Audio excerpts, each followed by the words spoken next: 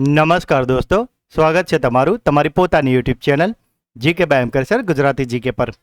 મિત્રો, આજે આપણા વિડીયોમાં 16 જુલાઈ 2026ના 15 મોસ્ટ ટાઈમ ટોપિકને કવર કરીશું અને દરેક ટોપિકના પરીક્ષાલક્ષી મુદ્દા પણ જાણીશું. તો પૂરો વિડીયો બહુ ધ્યાનથી જોજો. લાસ્ટમાં તમારી ટેસ્ટ હશે જેના જવાબ તમારે કોમેન્ટમાં આપવાના છે.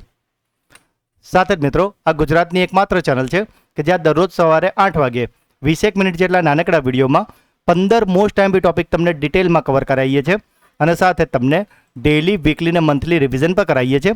તો જે મિત્રો ચેનલને રેગ્યુલર ફોલો કરશે તેઓ કોઈપણ કોમ્પિટિટિવ એક્ઝામની તૈયારી કરે છે તેમાં કરંટ અફેર્સ બાબતે તમારે બીજું કંઈ જ જોવાની જરૂર નહીં પડે. તો મિત્રો, જો હજુ સુધી ચેનલને સબસ્ક્રાઇબ ના કરી હોય તો પ્લીઝ જલ્દીથી કરી લો. તો ચલો વિડીયો સ્ટાર્ટ કરીએ. વિશ્વ સર્પ દિવસ દર વર્ષે કયા દિવસે ઉજવવામાં આવે છે?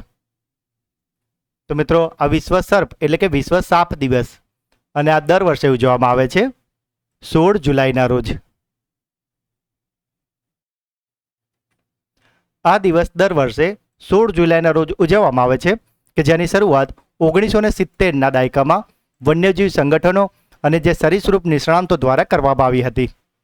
સાપ પ્રત્યેનો ડર ઓછો કરવા અને સાથે જ પાકને નુકસાન કરતા ઉંદરો પર કાબૂ રાખતા કુદરતી જંતુ નિયંત્રક તરીકે તેમના સંરક્ષણ માટે આ દિવસ ઉજવાય છે.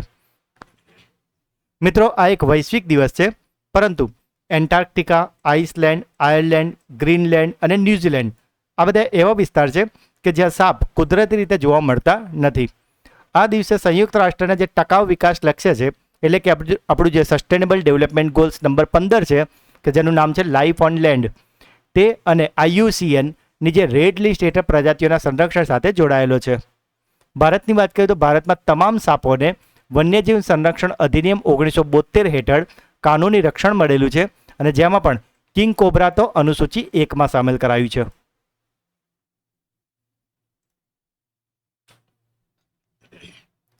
ફોર્ચ્યુન ઇન્ડિયાની મોસ્ટ પાવરફુલ વુમન એવોર્ડથી કોને સન્માનિત કરવામાં આવ્યા છે? તો મિત્રો, આજે ફોર્ચ્યુન ઇન્ડિયા છે તેમણે મોસ્ટ પાવરફુલ વુમનનો એવોર્ડ આપ્યો છે નીતા અંબાણીને. રિલાયન્સ ફાઉન્ડેશનના ચેરપર્સન નીતા અંબાણીને ફોર્ચ્યુન ઇન્ડિયાની મોસ્ટ પાવરફુલ વુમન યાદીમાં શિક્ષણ, સ્વાસ્થ્ય અને મહિલા સશક્તિકરણના ક્ષેત્રમાં તેમના દૂરંદેશી યોગદાન માટે ભારતના નંબર 1 સૌથી શક્તિશાળી મહિલા તરીકે સન્માનિત કરવામાં આવ્યા છે. મુંબઈની 4 સિઝન્સ હોટલમાં આયોજિત આ 16મા સંસ્કરણના ઇવેન્ટમાં દેશની 100 ટોચની મહિલા લીડર્સની યાદી જાહેર કરવામાં આવી હતી કે જેમાં નીતા અંબાણીને પ્રથમ સ્થાન અપાયું છે.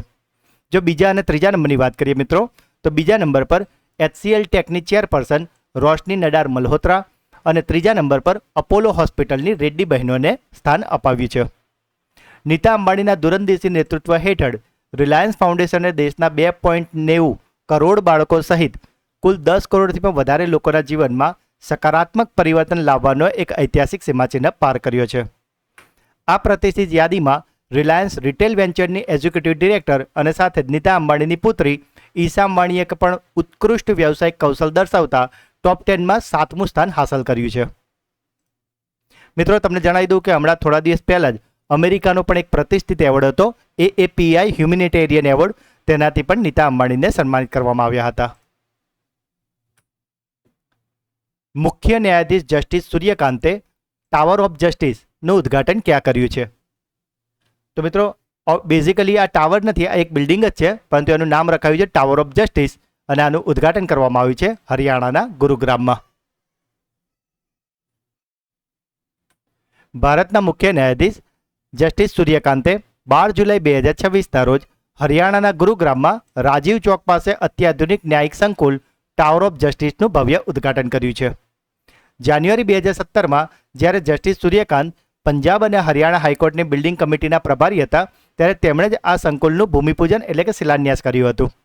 7 એકરમાં ફેલાયેલા આ 7 માળના નવા સંકુલમાં 56 ડિજિટલ અને અત્યાધુનિક કોર્ટરૂમ બનાવવામાં આવ્યા છે કે જે લગભગ 5 દાયકા જૂની જે જિલ્લા અદાલતોનું માળખું હતું તેની સ્થાન લેવાનું છે. ઉદ્ઘાટન સમારોહ દરમિયાન મુખ્ય ન્યાયાધીશે ન્યાયિક માળખાને સમાવેશી બનાવવા માટે તમામ નવા કોર્ટ સંકુલોમાં મહિલા વકીલો માટે અલગ બારરૂમ અને બાળકો માટે ચાઇલ્ડ કેર સુવિધા ફરજિયાત કરવા પર વિશેષ ભાર મૂક્યો હતો. દિલ્હી સરકારે મહિલા સમૃદ્ધિ યોજનાનું નામ બદલીને શું કર્યું છે? તો મિત્રો આજે મહિલા સમૃદ્ધિ યોજના છે કે જેમાં જે પણ મહિલા હતા, જે પાત્ર મહિલાઓ કે જેમાં 21 વર્ષથી લઈને 60 વર્ષ સુધીની મહિલાઓને દર મહિને 2500 રૂપિયાની નાણાકીય સહાય કરવામાં આવે છે. અને મિત્રો આ મહિલા સમૃદ્ધિ યોજનાનું હવે નવું નામ કરી દેવામાં આવ્યું છે દિલ્હી લક્ષ્મી યોજના. મિત્રો જો હજુ સુધી વિડીયોને લાઇક ના કરી હોય તો પ્લીઝ જલ્દીથી અત્યારે કરી લો. જે મિત્રો ચેનલ પર નવા છે તમને રિક્વેસ્ટ છે કે અત્યારે સબસ્ક્રાઇબનું બટન જલ્દીથી દબાવી દો. કયા કેન્દ્ર શાસિત પ્રદેશે રક્તપિત્તને તાત્કાલિક અસરથી નોટિફાઈડ ડિસીઝ તરીકે જાહેર કર્યો છે? તો મિત્રો આજે રક્તપિત્ત એટલે કે લેપ્રસી છે તેને નોટિફાઈડ ડિસીઝ તરીકે જાહેર કરાયો છે જમ્મુ અને કાશ્મીર દ્વારા. આ ખૂબ જ મહત્વનો પ્રશ્ન છે. કઈ ટેલિકોમ કંપનીએ ભારતમાં કોમર્શિયલ ઉપયોગ માટે સેટેલાઇટ ફોન લોન્ચ કર્યો છે? તો મિત્રો આજે સેટેલાઇટ ફોન હોય ને તેમાં નેટવર્ક આપણે જે ફોનમાં થતું હોય છે કે નેટવર્ક નહીં આવતું કે નેટવર્ક કપાય છે, સેટેલાઇટ ફોનમાં કોઈ તકલીફ હોતી જ નથી. અને આવો સેટેલાઇટ ફોન લોન્ચ કર્યો છે ભારતીય સંચાર નિગમ લિમિટેડ કે જેને ટૂંકમાં તમે BSNLના નામથી ઓળખો છો. થોડું વધારે ડિટેલમાં તમને સમજાવું તો BSNL દ્વારા લોન્ચ કરવામાં આવેલું આ વિશેષ સેટેલાઇટ ફોનની કુલ કિંમત ટેક્સને સહિત ગણીએ તો 1,34,166 રૂપિયા રાખવામાં આવી છે. મિત્રો આ કોઈ પરંપરાગત મોબાઈલ નેટવર્ક કે મોબાઈલ ટાવર વિના સીધું જ જે અવકાશમાં ઉપગ્રહ હોય ને તેની સાથે જોડાઈને કામ કરે છે, એટલે નેટવર્ક કનેક્ટિવિટીનો ઇસ્યુ આમાં આવે જ નહીં. આ અત્યાધુનિક સંચાર તકનીક અને નેટવર્ક કવરેજને સુચારુ રીતે સંચાલિત કરવા માટે BSNL એ વૈશ્વિક સેટેલાઇટ સંચાર ક્ષેત્રની એક દિગ્ગજ કંપની છે, એનું નામ છે ઇન્મારસેટ. તો તેની સાથે વ્યૂહાત્મક ભાગીદારી પણ કરી છે. પરંતુ મિત્રો આ ફોનનો કોઈ મિસયુઝ ના કરે એના માટે સુરક્ષા અને ગોપનીયતાના કડક રાષ્ટ્રીય નિયમોને કારણે આ ફોન કોઈપણ સામાન્ય નાગરિક બજારમાંથી સીધો ખરીદી શકતો નથી. તેના વ્યવસાયિક ઉપયોગ માટે ટેલિકોમ્યુનિકેશન વિભાગ પાસેથી સત્તાવાર મંજૂરી અથવા તો તેનું લાયસન્સ લેવું ફરજિયાત છે.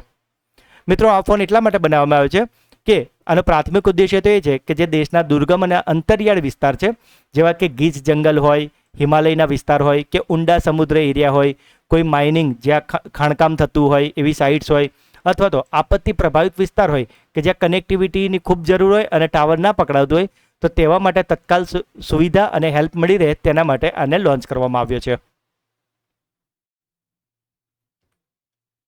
સંરક્ષણ મંત્રી રાજનાથસિંહે 13 દિવસીય શૌર્ય વિજય યાત્રાનો પ્રારંભ ક્યાંથી કરાયો છે? મિત્રો જે પણ પ્રશ્ન આવે ને તેની ઇમેજ પણ તમે ખાસ ધ્યાનથી જોતા રહેજો જેથી કરીને તમને એ પ્રશ્ન ઇઝીલી મગજમાં છપાઈ જાય. તો મિત્રો આજે શૌર્ય વિજય યાત્રા છે તેનો પ્રારંભ આપણા સંરક્ષણ મંત્રી રાજનાથસિંહે કરાવ્યો છે નવી દિલ્હીથી. હવે શું છે આ શૌર્ય વિજય યાત્રા તેના વિશે થોડી તમને જાણકારી આપું. તો મિત્રો કારગિલ વિજય દિવસ 2026નું દેશવ્યાપી આયોજન અને ઓપરેશન વિજયની 27મી વર્ષગાંઠના ભાગરૂપે આ વિશેષ મોટરસાયકલ અભિયાનની શરૂઆત કરવામાં આવી છે. આ યાત્રા એક સવારી એક રાષ્ટ્ર અને એક સલામના સત્તાવાર આદર્શ વાક્ય એટલે કે સૂત્ર સાથે સંચાલિત કરવામાં આવી છે. આ 13 દિવસીય અભિયાનમાં સેવામાં જોબ કરતા હોય તેવા નિવૃત્ત સૈન્યકર્મીઓ અને તેમના પરિવાર સહિત 28 રાઇડર્સે સામેલ છે કે જેઓ લગભગ 1900 કિલોમીટરની દુર્ગમ પહાડી સફર કરવાના છે. આ મોટરસાયકલની રેલી પંજાબ, હિમાચલ પ્રદેશ અને લદ્દાખના એકદમ મુશ્કેલ રસ્તાઓમાંથી પસાર થઈને 26 જુલાઈ 2026ના રોજ દ્રાસમાં જે આવેલું કારગિલ યુદ્ધ સ્મારક છે ત્યાં પહોંચીને આ યાત્રા સમાપ્ત થશે.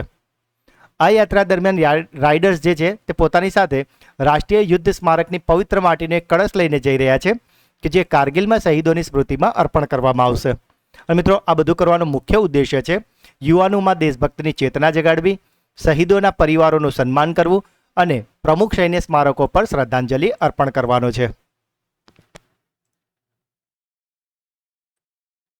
એશિયા અંડર 23 એથ્લેટિક ચેમ્પિયનશિપમાં ભારતીય ભાલા ફેંક એથ્લેટ આનંદ સિંહે કયો મેડલ જીત્યો છે?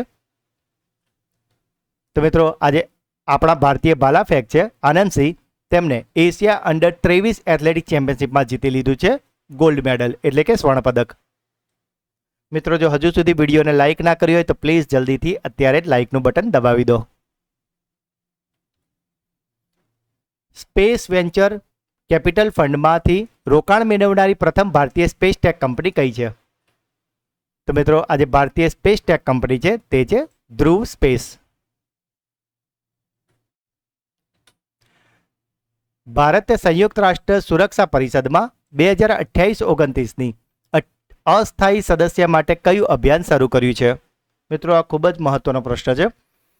તો જે ભારતે આજે 2028-29ની અસ્થાયી સદસ્યતા માટે જે અભિયાન શરૂ કર્યું છે તેનું નામ છે શાંતિ અભિયાન.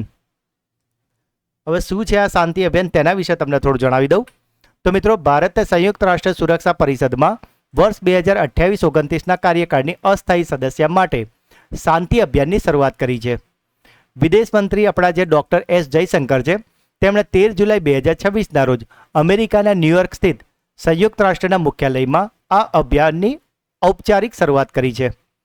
મિત્રો, આજે શાંતિ અભિયાનમાં જે શાંતિ શબ્દ છે તેનું જો પૂરું નામ જોઈએ તો તે છે securing holistic advancement through norms, trust and integrity. જૂન 2027માં સંયુક્ત રાષ્ટ્ર મહાસભા દ્વારા આયોજિત થનારી આ ચૂંટણીમાં એશિયા પ્રશાંત જૂથની ફક્ત એક જ બેઠક ઉપલબ્ધ છે અને તે લેવા માટે ભારત સીધી સ્પર્ધા કરવાનું છે તજાકિસ્તાન સાથે.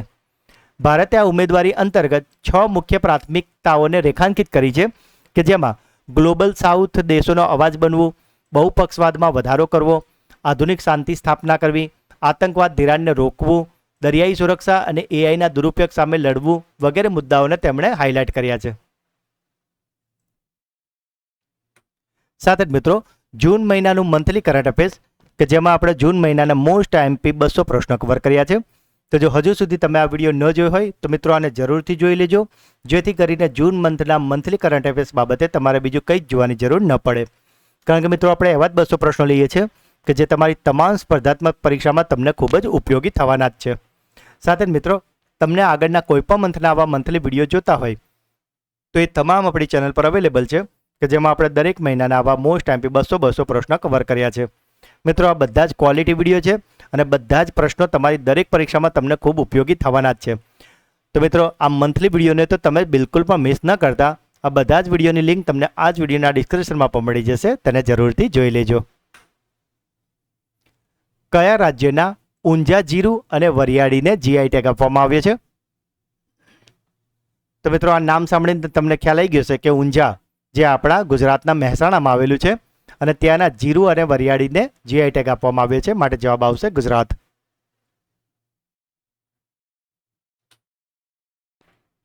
આ ખૂબ જ મહત્વનો પ્રશ્ન છે. ITTF મેન્સ ડબલ વર્લ્ડ રેન્કિંગમાં નંબર 2નું સ્થાન કયા ભારતીય ખેલાડીઓએ મેળવ્યું છે? તો મિત્રો, આજે મેન્સ ડબલ વર્લ્ડ રેન્કિંગ આવ્યું છે તેમાં નંબર 2નું સ્થાન મેળવ્યું છે માનવ ઠક્કર અને માનુષ શાહની જોડીએ. ભારતીય પેડલર માનવ ઠક્કર અને માનુષ શાહની જોડીએ ITTF પુરુષ ડબલ્સ વિશ્વ રેન્કિંગમાં નંબર 2નું સ્થાન મેળવીને ઇતિહાસ રચ્યો છે. સિનિયર વિશ્વ રેન્કિંગ ઇતિહાસમાં સિંગલ્સ હોય કે ડબલ્સ બંને શ્રેણીની જો ટોટલ વાત કરીએ તો આ અત્યાર સુધીનો સર્વશ્રેષ્ઠ રેન્કિંગ તેમનો મેળવ્યો છે. આ જોડીએ જે વર્ષ 2022નો અગાઉનો એક ભારતીય રેકોર્ડ હતો તેને તોડ્યો છે કે જેમાં મનિકા બત્રા અને અર્ચના કામત જેમણે મહિલા ડબલ્સની જોડીમાં 4થો નંબર વિશ્વમાં હાંસલ કર્યો હતો. મિત્રો, પહેલા નંબરની વાત કરીએ તો ચીનની જે જોડી છે તેમણે 5160 પોઈન્ટની સાથે પ્રથમ સ્થાન મેળવ્યું છે, જ્યારે માનવ અને માનુષની જોડીએ 3390 પોઈન્ટ સાથે બીજું સ્થાન મેળવ્યું છે. મિત્રો, આ બીજું સ્થાન મળવાનું મુખ્ય કારણ એ છે કે તેમણે WTT કન્ટેન્ડર લાગોસમાં ખિતાબ જીત્યું હતું અને સાથે જ સિંગાપુર સ્મેશની સેમીફાઇનલમાં પણ તેઓ સામેલ થયા છે.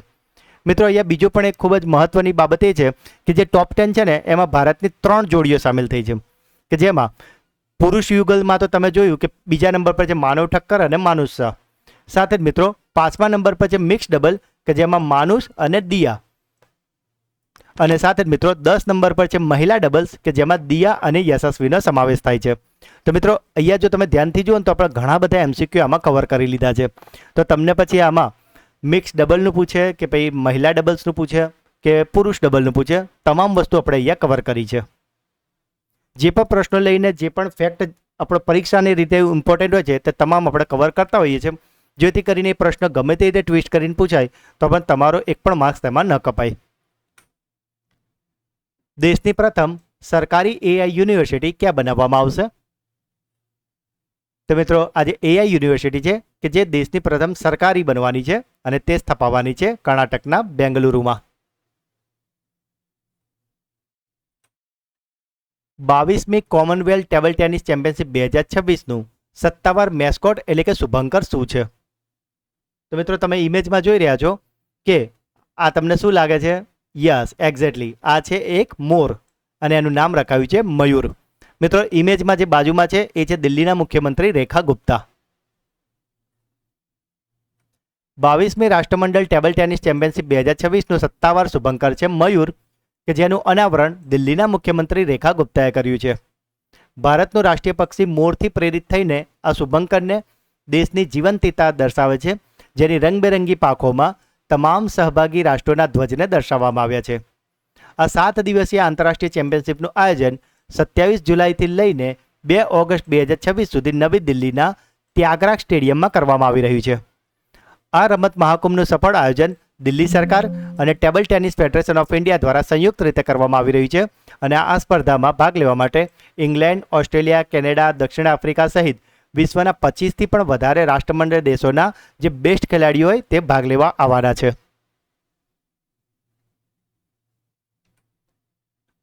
બ્રિક્સ રોજગાર કાર્યકારી જૂથની બેઠક ક્યાં યોજાઈ છે? તો મિત્રો આજે બ્રિક્સ ઇન્ડિયા છે કે જેની રોજગાર કાર્યકારી બેઠક હતી તે યોજાઈ છે તેલંગાણાના હૈદરાબાદમાં. તો મિત્રો આ હતા આજના 15 પ્રશ્નો. હવે સમય છે તમારા સુપર ફાસ્ટ ફ્લેશ રિવિઝનનો, કે જેમાં ગઈકાલના જે 15 પ્રશ્નો છે તેનું ફટાફટથી ફ્લેશ રિવિઝન કરી લઈએ. તો મિત્રો ગઈકાલનો પહેલો પ્રશ્ન, વિશ્વ યુવા કૌશલ દિવસ દર વર્ષે કઈ તારીખે ઉજવવામાં આવે છે? તો મિત્રો આ ઉજવવામાં આવે છે 15 જુલાઈના રોજ. માત્ર 1 કલાકમાં 3,61,000 છોડ વાવીને ગિનીઝ વર્લ્ડ રેકોર્ડ ક્યાં બનાવવામાં આવ્યો છે? તો મિત્રો આ 3,61,000 છોડ વાવવાનો ગિનીઝ વર્લ્ડ રેકોર્ડ બનાવ્યો છે ગુજરાતના અમદાવાદમાં. તો મિત્રો અહીંયાથી તમારા માટે ક્લાસરૂમ ક્વેશ્ચન છે કે આ રેકોર્ડમાં અગાઉ એક રાજ્ય હતું કે જેણે 1 કલાકમાં 3 લાખ અને લગભગ 31,000 જેટલા વૃક્ષો વાવ્યા હતા અને આપણે તેમનો રેકોર્ડ તોડ્યો છે. તો મિત્રો તમારે મને એ રાજ્યનું નામ જણાવવાનું છે કે જેનો રેકોર્ડ અમદાવાદે તોડ્યો છે. આ તમારો પહેલો ક્લાસરૂમ ક્વેશ્ચન છે. કયા 14 દેશોની ટ્રિબ્યુનલે દક્ષિણ ચીન સાગરમાં ચીનના કયા દાવાને ફગાવી દીધો છે? તો મિત્રો આ છે 9 ડેશ લાઇન. કયા રાજ્યમાં ખાનગી શાળાઓની ફી પર નિયંત્રણ સંબંધિત સુધારા વટહુકમને મંજૂરી આપવામાં આવી છે? તો મિત્રો આ આપવામાં આવી છે પંજાબમાં. ભારતની પ્રથમ હાઇડ્રોજન ટ્રેન વડાપ્રધાન મોદી દ્વારા ક્યાં લોન્ચ કરવામાં આવી છે? તો મિત્રો આ લોન્ચ કરવાના છે હરિયાણામાં અને આની સાથે જ ભારત 5મા નંબરનો દેશ બની જશે કે જે આવી હાઇડ્રોજન ટ્રેન ધરાવે છે. ભારતનું પ્રથમ high altitude medicine and public health research centre કયા રાજ્યમાં સ્થાપિત કરવામાં આવશે? તો આ સ્થાપિત થવાનું છે હિમાચલ પ્રદેશમાં. ઇટલીમાં યોજાયેલ ISSF શોટગન વર્લ્ડ કપ 2026માં કયા ભારતીય શૂટરે ગોલ્ડ મેડલ જીત્યો છે? તો આ જીતી લીધો છે નીરુ ઢાંડાએ. કઈ રાજ્ય સરકારે 16 ઓગસ્ટને આયુષ્માન દિવસ તરીકે ઉજવવાની જાહેરાત કરી છે? તો મિત્રો આ જાહેરાત કરાઈ છે પશ્ચિમ બંગાળ દ્વારા. નવી દિલ્હીમાં આયોજિત સેન્ટ્રલ વિસ્ટા રીડેવલપમેન્ટ એરિયાનું નામ બદલીને શું કરવામાં આવ્યું છે? તો આ નવું નામ છે કર્તવ્ય ભવન ક્ષેત્ર. લોર્ડ્સ ક્રિકેટ ગ્રાઉન્ડ પર ટેસ્ટ સદી ફટકારનાર પ્રથમ મહિલા ક્રિકેટર કોણ બન્યા છે? તો મિત્રો આ ક્રિકેટર બન્યા છે યાસ્તિકા ભાટિયા.